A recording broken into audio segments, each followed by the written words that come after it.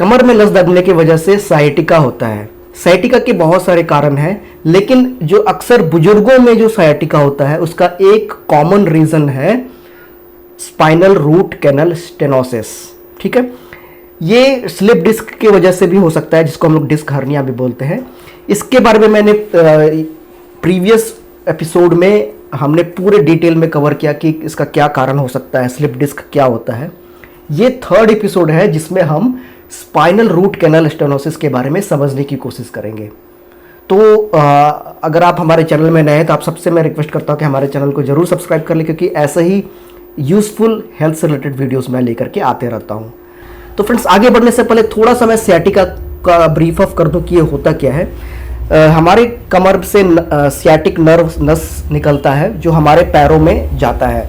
तो किसी भी कारणवश अगर सियाटिक नर्व जो है हमारे कमर में दब जाए तो हमारे जांघ के पीछे, पैर के पीछे खिंचाव सा महसूस होता है और झंझनाहट सा महसूस होता है, जिस कंडीशन को हम सियाटिका बोलते हैं।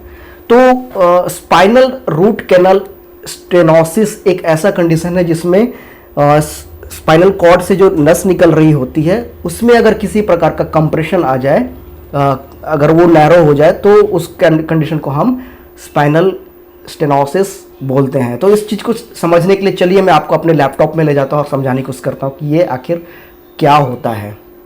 जो भी चीज़ मैं आप लोगों को समझाने वाला हूँ उसको समझने के लिए थोड़ा सा आपको एनाटॉमी समझना पड़ेगा, हमारा स्पाइन के बारे में थोड़ा सा समझाना पड़ेगा। मैं बहुत सिंपल भाषा में आप लोगों को समझाने की कोशिश करता हूँ। तो चलिए, ये देखिए, ये हमारा स्पाइन है, उसमें वर्टिब्रल बॉडीज़ होता है। ठीक है, ये देखिए, ये एक एक वर्टिब्रल बॉडीज़ है।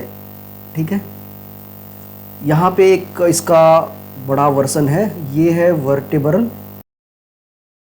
बॉडी। ओके, आप देखिए हर एक वर्टिब्रल बॉडी के बीच में एक ब्लू कलर का है, इसको हम लोग बोलते हैं डिस्क बोलते हैं, इंटरवर्टिब्रल डिस्क बोलते हैं, जो एक जेली लाइक मटेरियल होता है।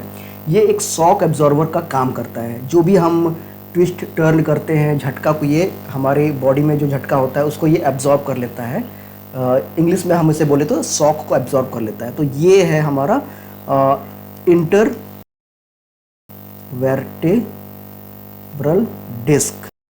ठीक है, इससे पहले वाला जो एपिसोड में मैंने इसी के बारे में कवर किया कि क्या होता है कि हमारे इंटरवर्टिब्रल डिस्क में भी अगर किसी प्रकार का कोई एनोमली या किसी प्रकार का कोई दिक्कत हो जाए, कोई क्रैक आ जाए, तो वो भी नसों को दबाता है, जिसकी वजह से हमें स्लिप डिस्क होता है।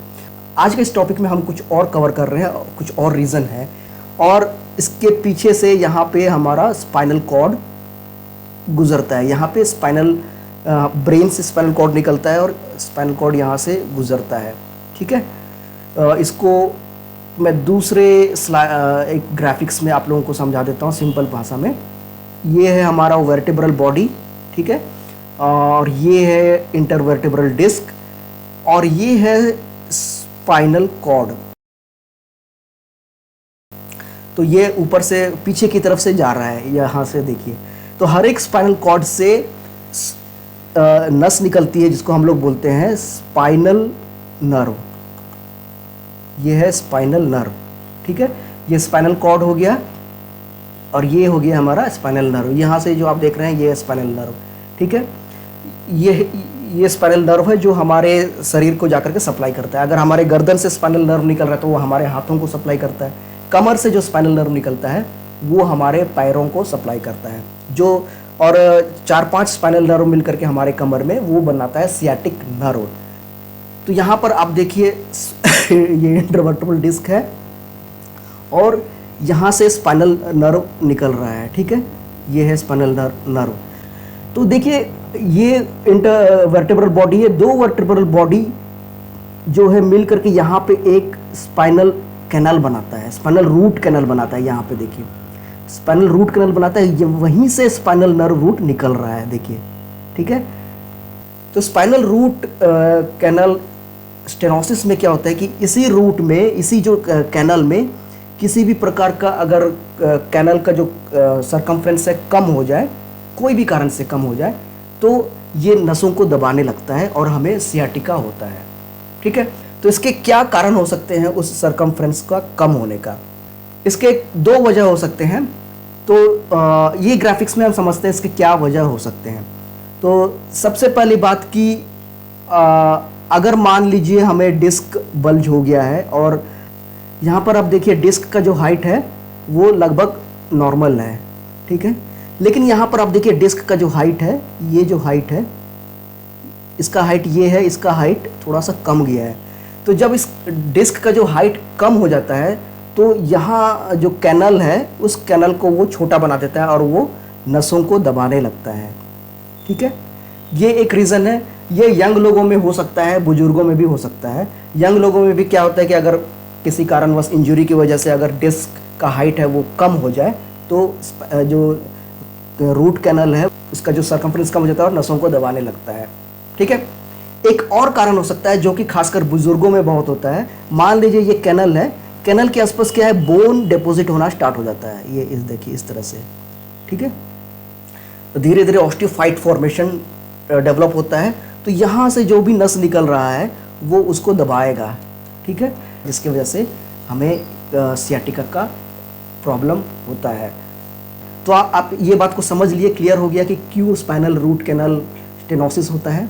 लेकिन इस प्रकार के कंडीशन में क्या है कि हमारे एक ही पैर में हमें सिम्टम्स नज़र आएगा, या फिर लेफ्ट साइड में या फिर राइट साइड में।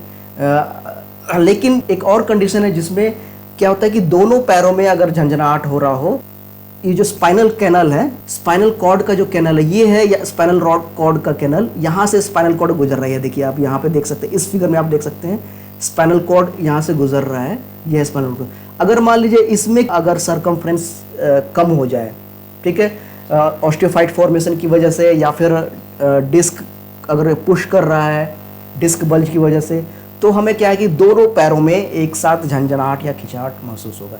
तो इस कंडीशन को हम लोग स्पाइनल स्टेनोसिस बोलते हैं, क्योंकि ये स्पाइनल कैनल में, डायरेक्ट स्पाइनल कैनल में हो रहा है।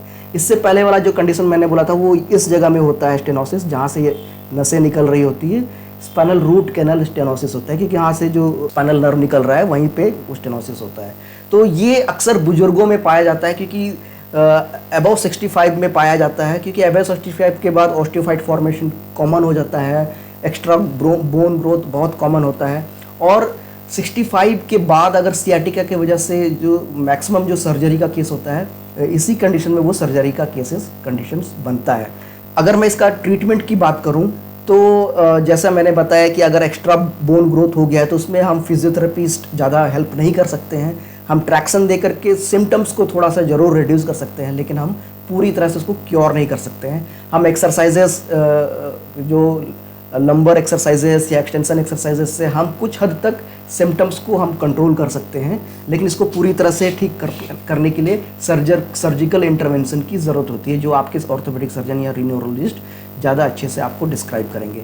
आगे आने वाले वीडियो में मैं इस टाइप के कंडीशन में क्या एक्सरसाइजेस करना है और हम फिजियोथेरेपिस्ट आपका किस तरह से हेल्प कर सकते हैं, इस बारे में मैं डिटेल में आपको मैं बताऊँगा।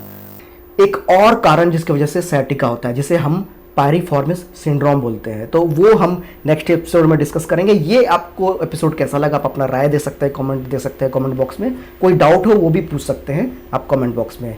तो इस वीडियो को देखने के लिए आप सबका बहुत बहुत धन्यवाद। Thank you.